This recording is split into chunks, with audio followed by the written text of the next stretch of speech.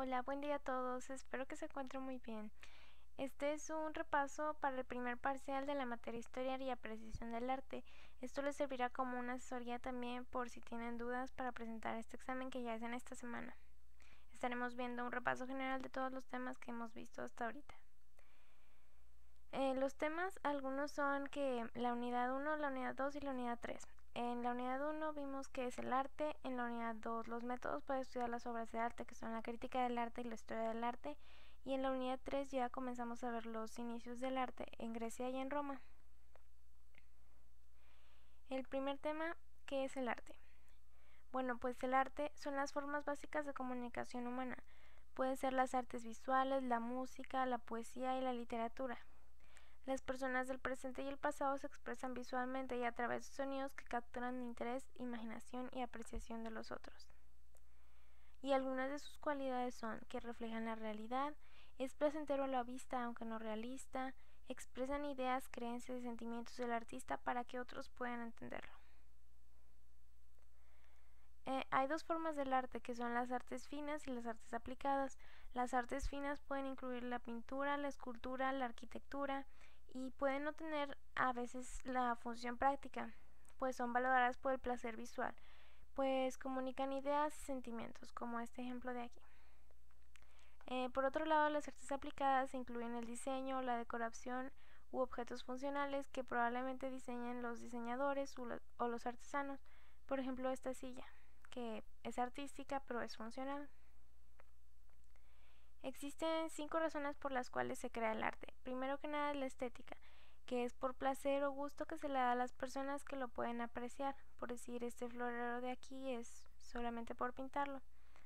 Las razones morales o éticas, mostrar a personas o comportamientos que son considerados como buenos o distinguidos. En esta época, por decir, existían los comportamientos de seguir que tenían que seguir estas personas y fueron retratadas para conservar la historia.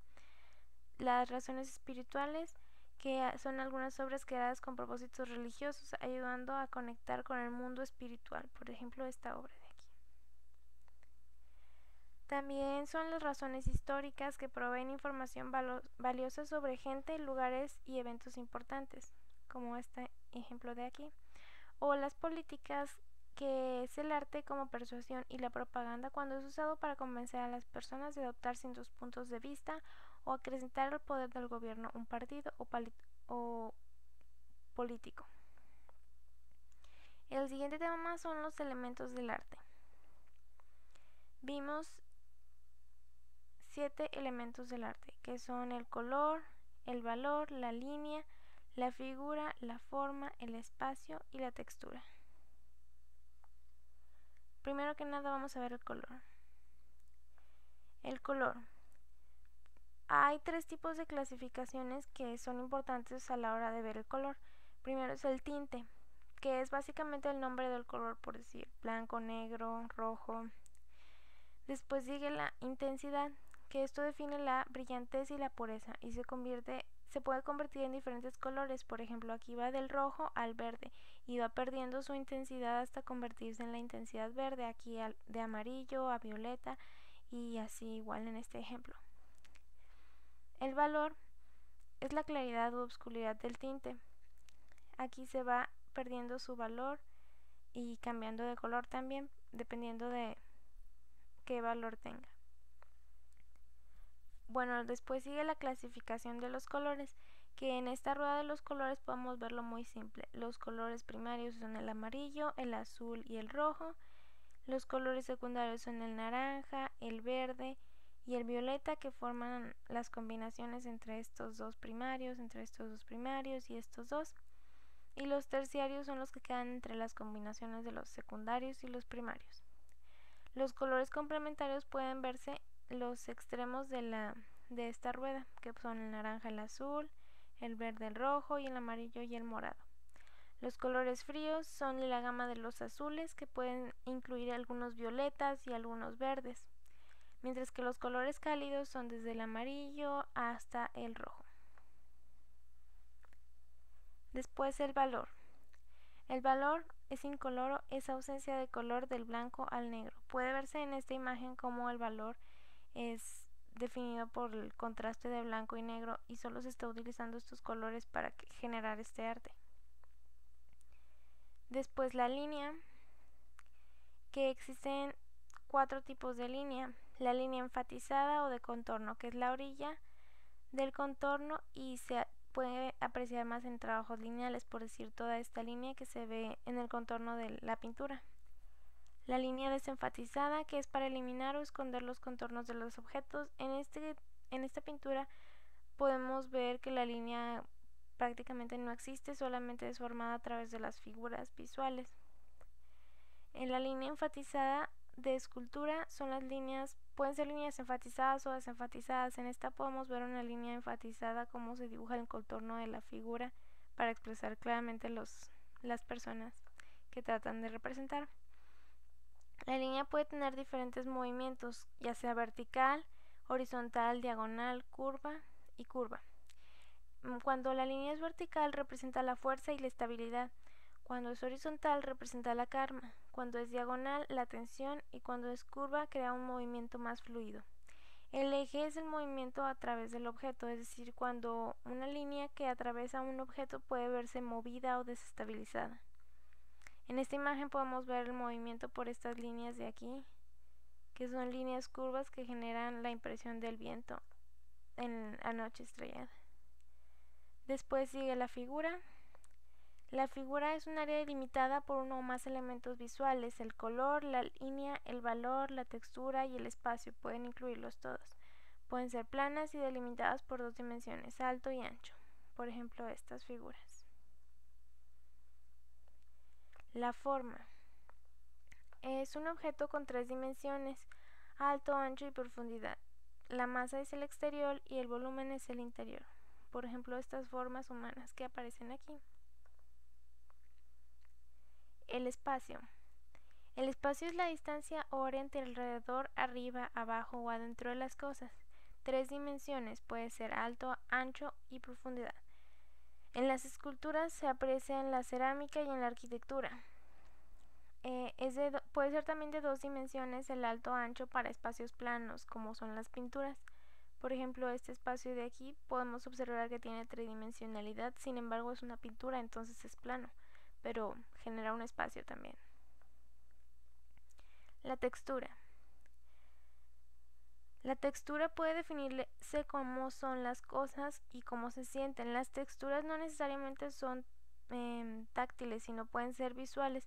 Por ejemplo, en esta pintura, la textura que nos está representando el vestido es demasiado visual que podemos imaginar cómo se siente. A continuación serán vistos los principios del arte. Los principios del arte incluyen el balance, el énfasis, la armonía, la variedad, la gradación, el movimiento, el ritmo y la proporción. Veamos el balance.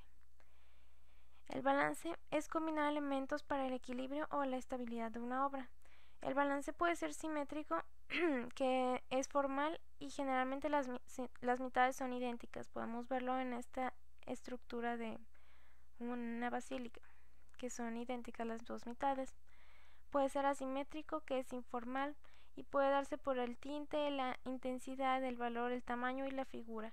En este podemos ver que es un balance asimétrico, pues aquí hay una figura más grande que en la de este lado. También puede ser radial, que es el enfoque en un punto central, como en este solo. El énfasis. El énfasis se puede dar al combinar elementos para marcar la diferencia y enfocar la atención del observador en las partes más importantes.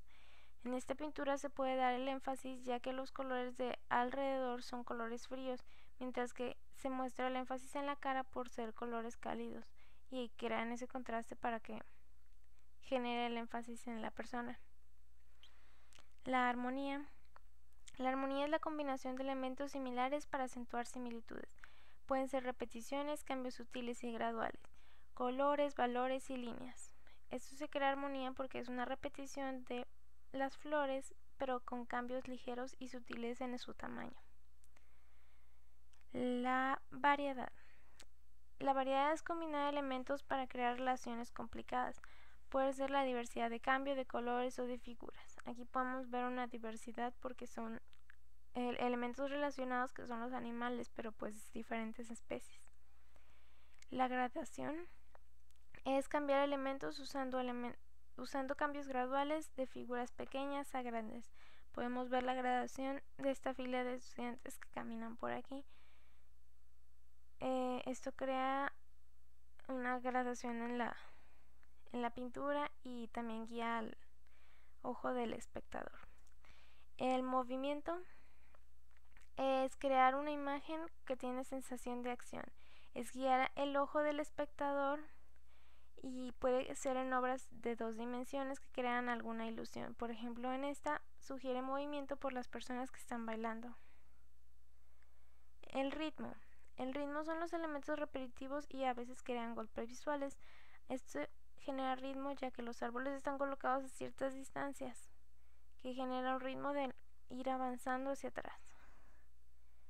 La proporción es la relación de los elementos con la obra y a veces puede crear un énfasis en algún objeto.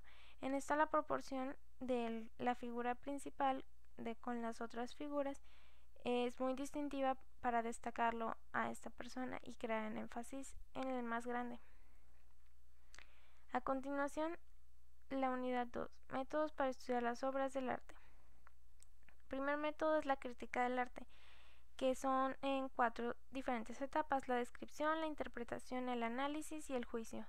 La descripción es descubrir qué hay detrás de la obra, las cualidades literales o realistas de la obra, los objetos o detalles del tema y elementos del arte. El análisis es cómo está organizada la obra. Puedes utilizar los principios del arte para determinar cómo los elementos del arte están organizados y descubrir las cualidades del diseño.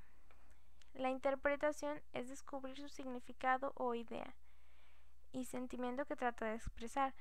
Son las cualidades expresivas. El juicio es el juicio sobre la obra de arte. Los críticos deciden si es exitosa en estos casos. Las teorías del arte que se incluyen en el juicio del arte son el imitacionalismo y las cualidades literales, el formalismo y cualidades de diseño, y el emocionalismo y cualidades expresivas.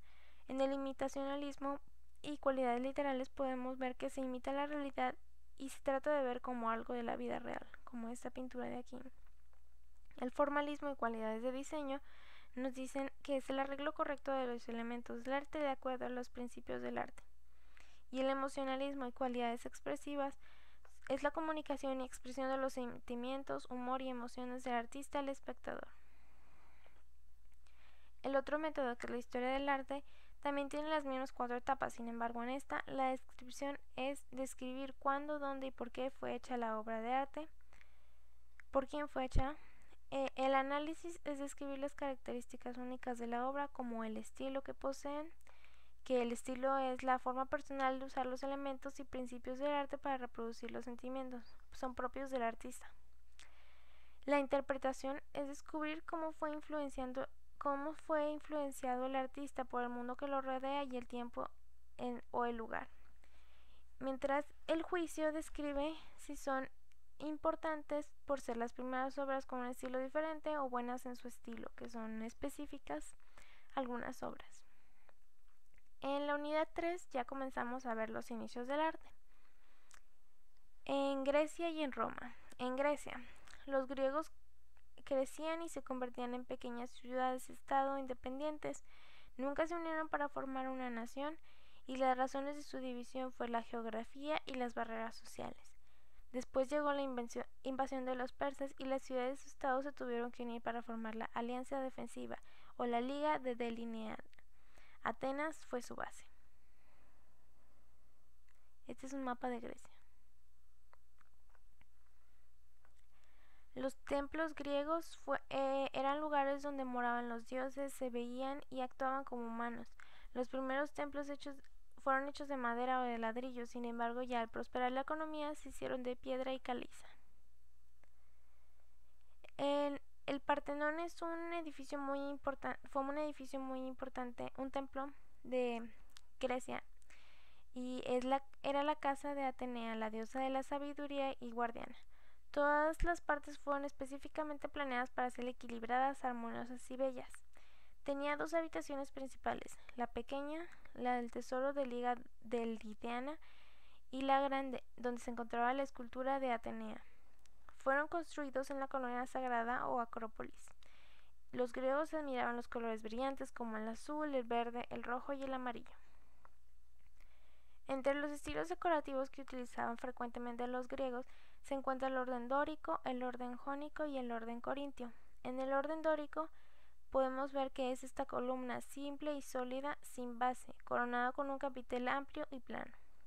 En el orden dórico, la base es elaborada con un capitel esculpido con rollos dobles. Y en el orden corintio, el capitel es alargado y decorado en su mayoría con hojas.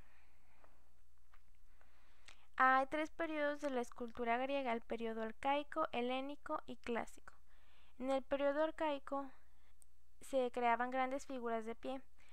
Generalmente los kuroi eran jóvenes dioses o atletas y las korai eran jóvenes mujeres vestidas que eran diosas. Podemos ver que eran figuras muy estáticas y de pie sin mucho movimiento. En el periodo helénico se genera la influencia de muchos países y comenzó con Alejandro el Grande hasta 200 años después de cuando Grecia cayó a los romanos. Las imágenes eran dramáticas y violentas, enfatizando la fortaleza. La expresión emocional era aún más importante que la belleza. Podemos ver en esta cultura de aquí cómo trata de expresar la libertad. En el periodo clásico, las figuras se suelen mover más en el espacio y se utiliza mucho el contrapposto, que es el apoyar el peso en una parte del cuerpo, como esta escultura apoyando el peso aquí. Después en Roma, bueno, pues aquí se encuentra Roma y los romanos eran forzados a luchar para sobrevivir. Los romanos tenían una gran admiración por el arte griego, que llegaron a importar artistas y obras de arte. Sin embargo, el realismo en sus esculturas y pinturas era increíble. También hacían murales, que eran pinturas grandes directamente en la pared, y utilizaban las columnas para la decoración, a diferencia de los griegos, que los utilizaban para estructurar. Algunas de las innovaciones romanas fue el arco, el concreto y los acueductos. El arco era un espacio mayor a una columna dintel. El concreto permitió grandes edificios y los acueductos acarreaban agua de las montañas a la ciudad por medio de gravedad. Algunos edificios romanos eran los baños, que eran centros de lectura, de gimnasio, tiendas, restaurantes y pasillos donde se solía reunir las comunidades romanas a pasar el tiempo. El Coliseo, que eran para los eventos grandes deportivos, eran 4 niveles construidos con piedra, ladrillo y concreto, y generalmente los niveles tenían estas columnas de los diferentes órdenes traídos de los griegos. El Partenón romano fue dedicado a los dioses romanos. Tenía un domo con poca curvatura que descansaba en un cilindro. En el exterior, en la parte baja, hay 6 nichos con estatuas o altares. En la parte media hay 12 signos del zodiaco y en la parte alta el domo de los cielos. Los astones son tandeles invertidos decorativos y reducen el peso del domo. Los arcos del triunfo eran para celebrar alguna campaña militar romana exitosa. Su gran apertura con 2 o más pequeños a los costados, estos 2 arcos, un factor importante para la caída del Imperio Romano. Las basílicas fueron edificios funcionales para grandes multitudes, cortes de ley, centros de reunión, foros o plazas públicas. Fueron modelos para la construcción de iglesias cristianas y se ordenaban que las naves eran a lo largo y a lo ancho de los ángulos laterales. Estaban entradas laterales por los lados y el ábside era el área semicircular al final de la nave o del pasillo, y generalmente contaba con un techo puntiagudo. Y pues esto es todo. Les deseo mucho éxito en el examen y que les vaya muy bien. Cualquier duda o si quieren asesoría, no duden en preguntarme. Éxito.